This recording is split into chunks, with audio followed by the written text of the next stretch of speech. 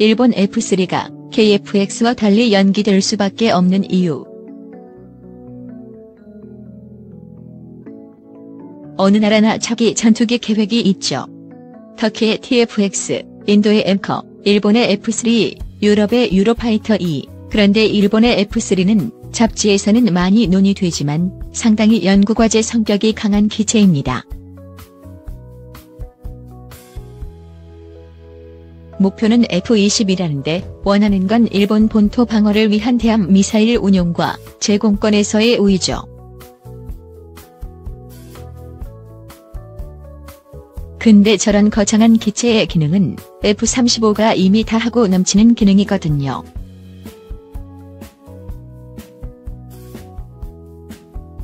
F-35 대한 미사일 내부 무장 운용되고요.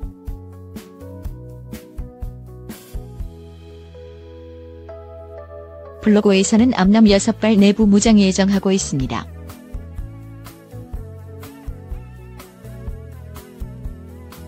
근데 크기가 16m도 안 되죠.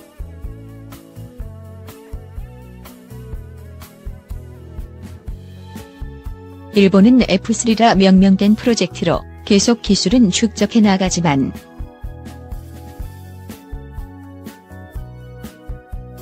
돈 문제도 그렇고 미국하고 관계가 틀어지지 않는 한 계속 건담이나 마크로스 같은 가상 기체에서 끝날 것 같습니다.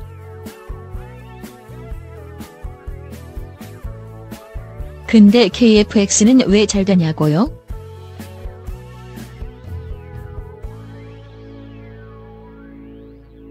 우리는 일본같이 섬이 아니라서 접근 거부가 그렇게 큰 니즈가 아니거든요. KF-X는 함상 전투기나 수직이 정육기도 아니고 다국적으로 하청해야 되는 것도 아니며 대형 내부 무장 니즈가 적습니다.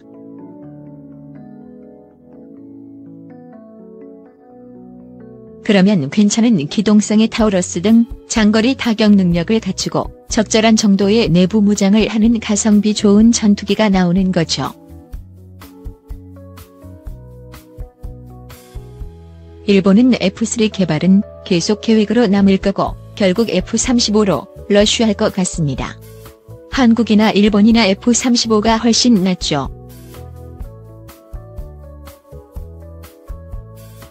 우리야 F4, F5, F16을 대량 운용하니 그것 대체용으로 KF-X가 확실히 필요한 거고 F-15, F2만 운용하는 입장에선 F-35로 동일하면 되죠.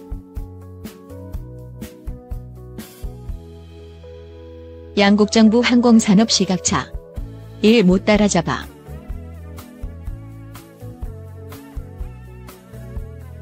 흔히 우리나라를 일본을 우습게 보는 세계에서 유일한 민족이라고들 한다. 일본은 GDP 순위 세계 3위로 세계 경제에 강력한 영향력을 미치는 나라일 뿐만 아니라 전반적인 국력이 우리나라를 크게 앞서는 나라지만 이러한 객관적인 지표의 열세와 관계없이 우리 국민들은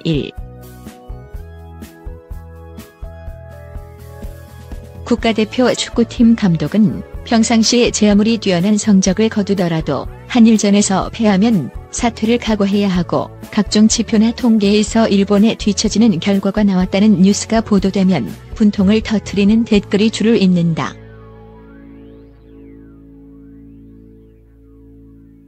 우리나라가 국가적 자존심을 걸고 단군 이래 최대의 국방사업이라고 불리는 한국형 전투기 KF-X 체계 개발에 들어가자 일본은 차세대 스텔스 전투기 기술 실증기의 시험 비행을 실시하고 최근 차세대 전투기 개발 본격화를 위한 기술 공개 접수를 마감하면서 본격적인 전투기 개발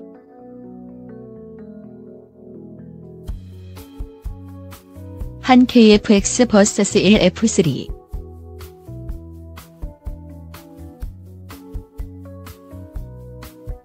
우리나라의 KF-X와 일본의 F3는 비슷한 시기에 등장할 전투기지만 그 성능 면에서는 하늘과 땅에 가까울 만큼의 차이가 있다.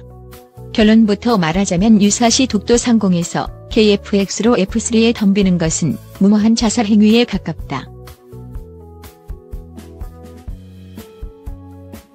2026년부터 실전 배치되는 KF-X는 4.5세대 전투기를 표방하고 있다. 라팔이나 유로파이터와 같은 4.5세대 전투기들이 2000년대 초반부터 등장했다는 사실을 감안한다면 등장 자체가 경쟁 기종들보다 20년 이상 늦었다는 이야기다. 미국과 러시아, 중국 등 강대국들은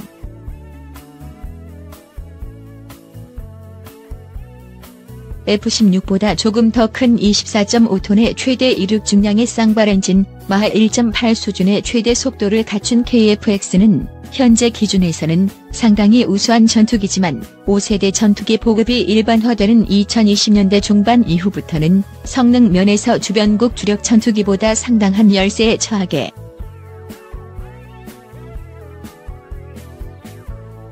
이와 대조적으로 일본이 준비하고 있는 F-3는 목표 성능치가 KF-X와는 클래스가 다르다. 일본은 F-3의 목표 성능을 현존 최강의 전투기라는 미국의 F-22A 랩터와 동등 이상으로 설정하고 있다.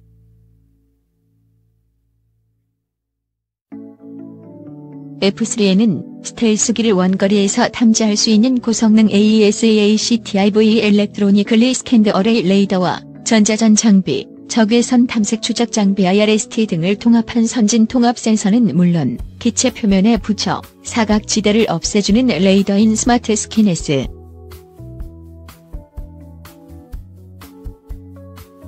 일본은 지난 4월과 5월에 시험 비행을 실시한 기술 실증기 X2에서 F-3에 탑재될 통합 센서와 엔진의 선행 개발 제품들의 기술 테스트를 실시했을 정도로 관련 연구를 상당 수준 진척시켰다. 이 때문에 오는 2028년까지 F-22A와 동등 이상의 성능을 가진 세계 최고 수준의 방위성은 F-3 전투기를 F-2 지원 전투기의 후계로 100여 대 이상 전력화한다는 구상을 가지고 있지만 지난해 11월 방위장비 전 기술 심포지엄에서 공개된 F-3의 요구 성능 중 공중전 능력과 장거리 작전 능력, 내부 무장 능력 등이 대단히 높게 설정되어 있다는 점을 감안.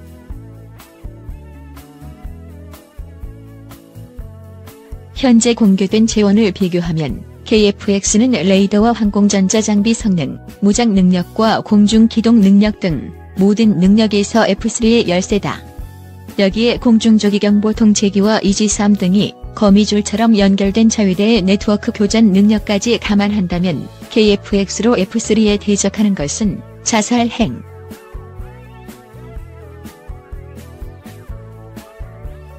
파격 투자 일본과 최저가 한국.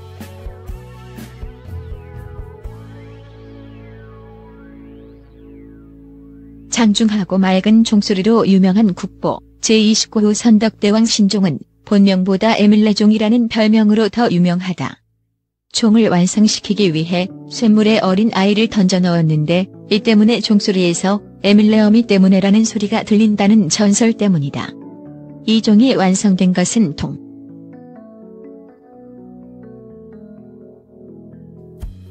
우리나라 산업계에는 공밀레라는 말이 있다. 과학자나 기술자들을 비하하는 표현인 공돌이라는 단어에 에밀레종의 밀레를 합성해 탄생한 단어로 어떤 제품이나 물건을 개발하거나 만들 때 인력을 혹사시키는 연구개발 풍토를 비꼬는 말이다. 이러한 풍토는 산업계 전반에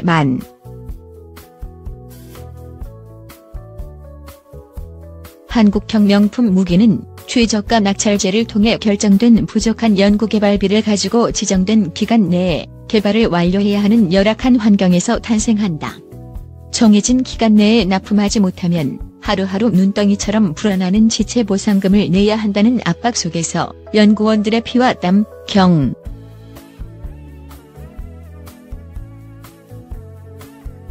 문제는 연구개발 기간 중 과로에 시달리던 연구원들도 막상 무기체계의 개발 프로젝트가 끝나면 갈 곳이 없어진다는 것이다.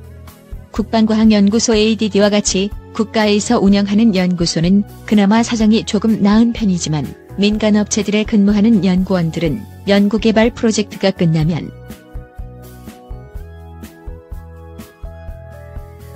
이러한 문제는 연구개발 인력에만 국한된 것이 아니다. 민간업체들은 항공기나 장갑차 등 군에서 주문한 물량에 대한 납품이 끝나면 후속 물량을 확보하기 어렵기 때문에 막대한 예산을 투자해 설치한 생산라인을 뜯어내고 이 생산라인에서 근무했던 근로자들을 정리해고하는 경우가 가령 항공기 생산 업체의 사례를 들어보자.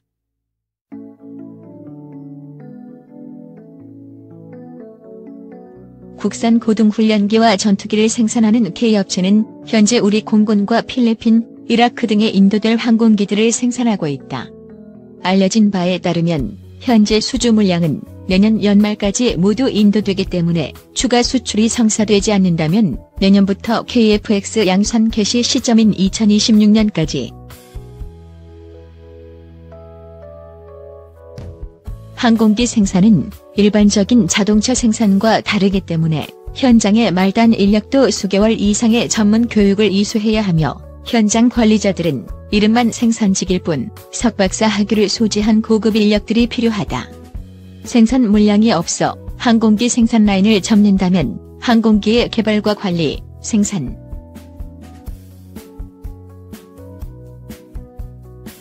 흔히들 항공산업을 미래 대한민국을 먹여 살릴 신성장 동력으로 언급한다. 대당 수백억 원을 훌쩍 넘는 항공기 한 대를 수출하면 중형차 수천 대를 수출하는 것과 같은 경제적 이익을 기대할 수 있을 정도로 항공산업은 고부가가치 산업이다. 또 항공산업을 육성해 제반 기술 기반을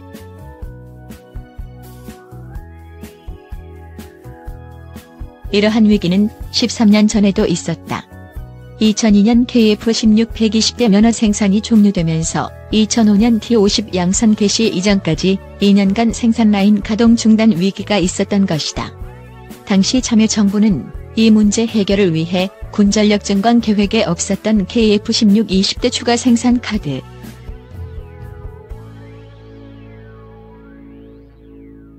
문제는 멀쩡한 이 생산 라인이 개점 휴업하고 있을 9년의 기간 중 우리 공군의 전투기 전력 공백이 최고조에 달할 것이라는 점이다. 공군은 노후 정도가 극심해 비행이 위험한 수준까지 와 있는 F-4E 40대와 F-5E F-120대 등 160여 대의 전투기를 2019년까지 퇴역시킬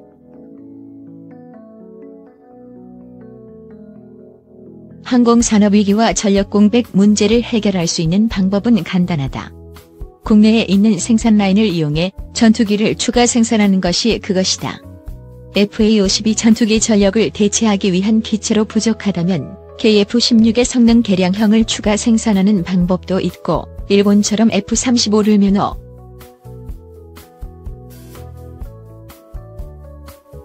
정부 입장에서는 수조 원에 달하는 비용을 지출하는 것이 부담스럽다. F-16 전투기 면허 생산 비용은 대당 600에서 800억 원 선이고 옵션에 따라 차이가 큰 편이지만 일본의 사례를 보자면 F-35 면허 생산 비용은 1,700에서 2,000억 원을 넘어간다. 이러한 전투기들을 매년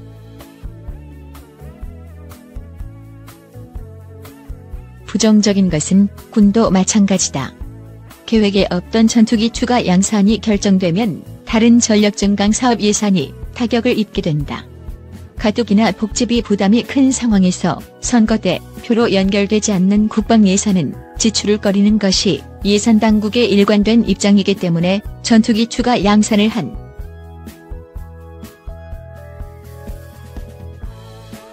정부와 군의 이러한 경직된 사고는 일본의 사례와 너무도 대조적이다. 일본의 항공산업은 우리나라와 마찬가지로 군용기 생산을 계기로 시작되었지만 그 전개 과정은 우리나라와 너무도 상이했다. 요컨대 일본의 전투기 생산 라인은 지난 반세기 동안 멈춘 적이 거의 없었다.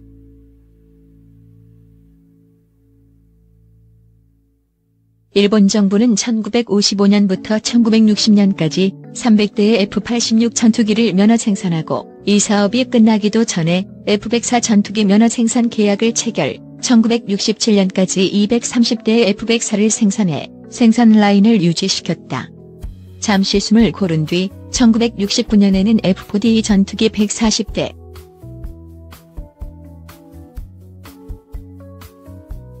F-15 전투기가 생산되던 당시 항공자위대는 F-104와 F-4 등의 전투기를 300대 넘게 보유하고 있었기 때문에 F-15 전투기는 당초 항공자위대가 요구한 100대면 충분했다. 하지만 일본 정부는 F-15 전투기 100대의 생산이 종료되면 차세대 독자 개발 전투기인 F-2의 생산,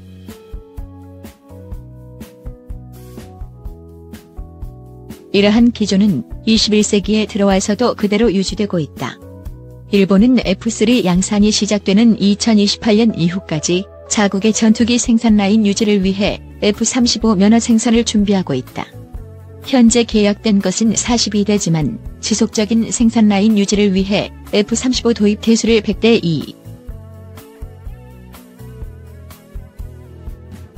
이러한 투자 덕분에 일본은 완성기 생산뿐만 아니라 항공전자, 항공엔진, 소재 기술 등 항공과학 기술 전반에 걸쳐 세계 최고 수준의 기술력을 확보할 수 있었고, F2 전투기 개발 이후 세계 각국으로부터 공동 개발과 기술 이전 등의 러브콜을 받고 있다. 현재는 이러한 기술력이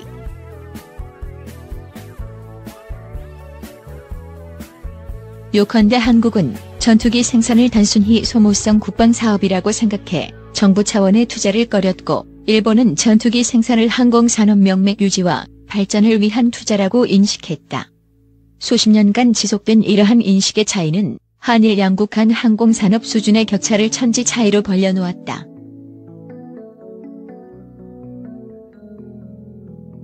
이제 15년 후면 우리나라는 북한을 제외하면 동북아에서 질적, 양적으로 가장 떨어지는 공군력을 보유하게 될 것이고, 일본은 질적으로 미 공군과 어깨를 나란히 하는 세계 최정상급 공군력을 가지고 동북아시아 하늘을 지배하게 될 것이다. 물론 아직 시간은 있다. 정부가 미래 대한민국 안보를 걱정한다면, 또 항공산업을 미래 신성장 동력 산업으로 생각하고 있다면 범정부 차원의 공세적인 투자가 필요하다. 과거에는 공돌이를 쥐어짜면 안 되면 되게 하라가 가능했지만 21세기 대한민국을 먹여 살릴 산업을 육성하